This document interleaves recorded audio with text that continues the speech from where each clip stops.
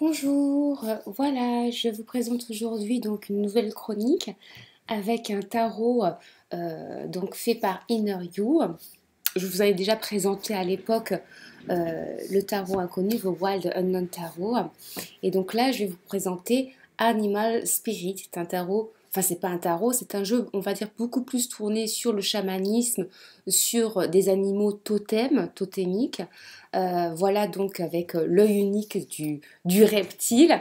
Le jeu est très très joli, vous voyez la boîte stylisée, il y a ce jeu de peau d'écailles reptiliennes donc en surimpression, qui est extrêmement sympa. Je vais enlever les lunettes parce que j'ai l'impression que ça va vous gêner. Voilà, donc le boîtier s'ouvre ainsi. Tadam! Surprise!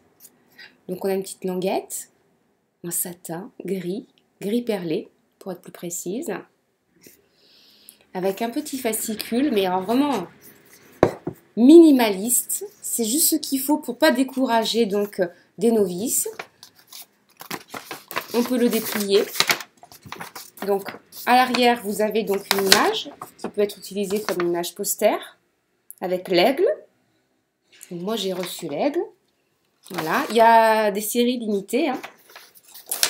Donc moi, je suis partie de la séquence des aigles. Et puis là, vous avez donc des tirages de cartes, de lecture de cartes, comme ceci. Donc là, on retrouve à chaque fois les éléments du côté, avec le rond qui est synonyme du cinquième élément, c'est-à-dire l'éther, hein, la spiritualité. Donc une carte par jour, où est-ce que je suis là? Voilà, une carte par jour. La carte entre le chemin et l'obstacle. Donc l'obstacle, c'est la carte numéro 2. Qu'est-ce qui entrave effectivement la perspective? Le jeu sur le passé, le présent, le futur. Et le tirage en croix, hein, d'accord? Qui peut être différentes thématiques. Donc voilà pour le jeu. En bas, on retrouve donc chacun des éléments avec les cartes, hein, les personnages, enfin les personnages, n'importe quoi, avec les animaux. Vous savez très bien que j'adore les animaux. D'ailleurs, j'ai Misha qui dort juste à côté. J'espère que vous n'entendez pas ronfler. Ma petite louve. La première carte, qu'est-ce que je tire? Phénix. C'est moi. Voilà, donc là, le phénix, on est donc sur une carte, comme vous le voyez, avec un rond. Donc c'est l'éther, c'est la spiritualité, c'est le passage justement à des étapes extrêmement supérieures. On a vraiment dépassé les grandes épreuves de la réalité, de la vie. Et là, on est sur des cartes de croissance plutôt spirituelle. Donc ce qui est très bon signe pour moi. Voilà, donc pour la carte du jour. Là, on est sur le dos des cartes. Donc pareil, impression reptilien. Impression des écailles de reptiles. Il n'y a pas de tranche dorée, malheureusement. C'est dommage. Hein. Dorée ou grise, argentée, ça aurait été très sympa. Mais ce que je fais très très souvent, figurez-vous, c'est que je prends par exemple un jeu. Généralement, ce sont les jeux qui sont très très vieux ou dont je me désintéresse à la rigueur, que j'ai pas envie de tirer. Et vous pouvez prendre un petit stabilo de couleur bleu, indigo ou pourpre, et puis ou noir. Et puis donc vous passez donc votre feutre sur les tranches. Alors soit en leur entier, soit c'est ce qui est le mieux, c'est-à-dire lame par lame. Ça vous prend, ça vous occupe. Vous pouvez le faire avec vos gamins, à la rigueur, si vous en avez. Et ça vous permet d'avoir justement des tranches colorées, personnalisées, et d'égayer un petit peu parfois des jeux comme ça qui sont extrêmement bien fabriqués, bien faits, bien pensés, mais où les tranches donnent un côté un petit peu fade au jeu. Voilà, donc ça c'est la petite technique que je fais très très régulièrement. J'en ai pas un sous la main malheureusement, mais sinon je vous l'aurais montré. Donc voilà les cartes. Donc, on a commencé par le phénix. Là on est sur l'huître. Donc on peut comprendre la situation de quelqu'un très facilement. Hein. Entre le phénix, l'animal qui renaît de sa mort, et l'huître, la personne qui peut se contracter, se concentrer sur elle-même, se recroqueviller, l'analyse ne fait qu'un tour. Donc là, le guépard. J'aime beaucoup cet aspect un peu brouillonné, crayonné, encore, encore en germination hein, dans l'idée. L'éléphant. la pieuvre. Donc l'omniscience, l'omniprésence. La pieuvre, on est vraiment sur un aspect aussi stratégique, calculateur, quelque chose qui est en réseau. Vraiment, c'est un jeu qui peut vous amener à vraiment ressentir pas mal de choses. Il n'a pas l'air comme ça, et pourtant, si, il vous aide même sur une situation à très rapidement déblayer les enjeux principaux sur la vie d'une personne. Là, on est sur le cheval. Les dessins sont extrêmement bien maîtrisés. Là, on est sur l'œuf cosmique. Hein, on est sur un œuf, sur un gemme presque. Hein, on est sur des couleurs.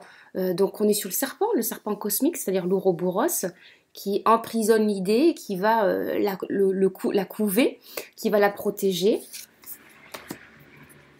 On est sur la chouette. Hein, la chouette, c'est l'observatrice, c'est la personne qui a une vue perçante dans la nuit, qui arrive à repérer les choses, qui a une parfaite compréhension du monde des ténèbres, des mondes souterrains, donc psychologiques et psychiques. Là encore, on est sur le serpent, avec ce qu'on appelle la fleur de vie en Kabbale. Hein. C'est l'arbre de vie, la connaissance. Donc les fourmis. Fourmis, le rapport à la société, la communauté, la famille, pourquoi pas. Le ver de terre. Le chameau. Ah, la licorne.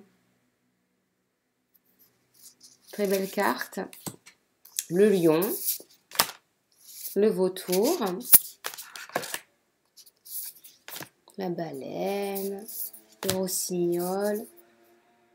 Là, on pourrait être sur la carte du pendu, hein, parce que une chauve-souris, ça se met souvent à l'envers, la tête à l'envers.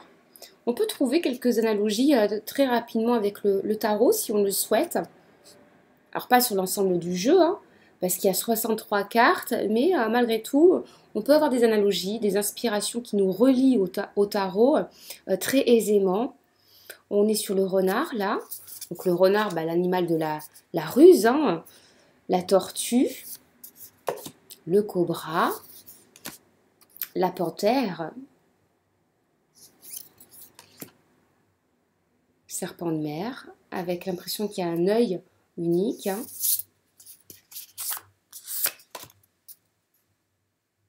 La biche,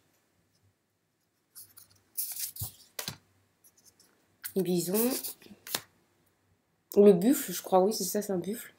Alors là, on est sur la libellule. La tarentule, le cerf, le requin, la gazelle, le papillon de nuit, le raccoon,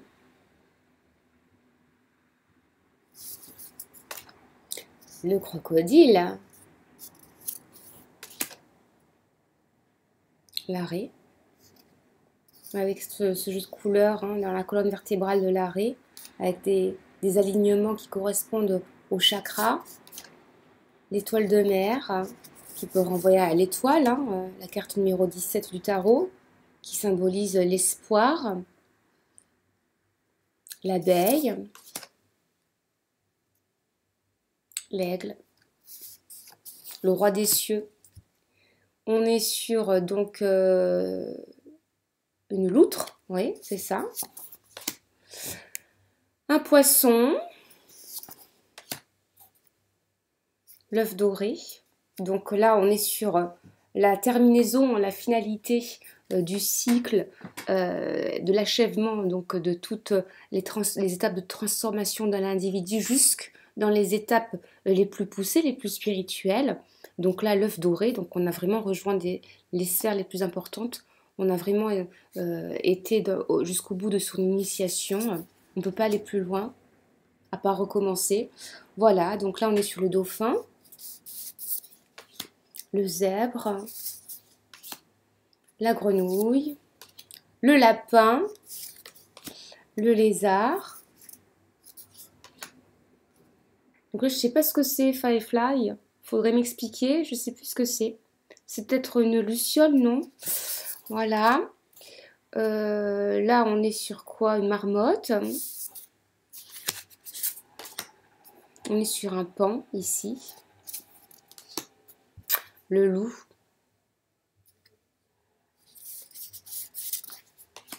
L'ours. Le colibri. Le corbeau. La hyène. La souris. Le dragon. Le dragon est très beau, hein. L'aigle, le scorpion, le papillon, le tigre, le cygne qui peut souvent utilisé comme symbole de l'impératrice, hein, la carte numéro 3 du tarot, l'agneau qui est aussi un symbole christique et qui peut renvoyer à la lame numéro 21, c'est-à-dire le monde, et l'œuf noir. On recommence, l'éternel recommencement. C'est un jeu qui est extrêmement nietzschéen finalement. Et finalement, j'ai aussi une dernière carte. Donc j'avais Spider, hein, l'araignée. C'est pas Spider-Man. Donc voilà le jeu. Donc je rappelle qu'il y a 63 cartes qui représentent des animaux totémiques, chamaniques, avec chacun leur particularité, leur propriété, et que les groupes sont référencés en 5 parties. Donc 4 parties qui représentent ce qu'on appelle les honneurs, c'est-à-dire les bâtons, les deniers, les coupes et les épées dans le jeu de tarot, sauf que là ils sont remplacés par des éléments, l'eau, la terre, le feu et l'air. Par rapport à ces éléments, on a donc des catégories d'animaux. Et donc la 5e catégorie qui correspondrait au 5e élément de ce jeu, de la constitution de ce jeu, sont des éléments spirituels, c'est-à-dire l'éther. Hein. L'éther, c'est la symbiose, la totalité des 4 éléments et de l'aspect cosmique et divin.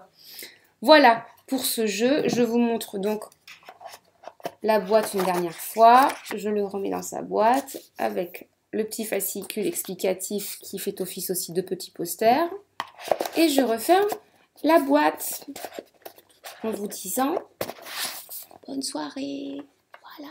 Si vous voulez aller voir mon site officiel, c'est juste en dessous. Je vous dis bye bye, à bientôt.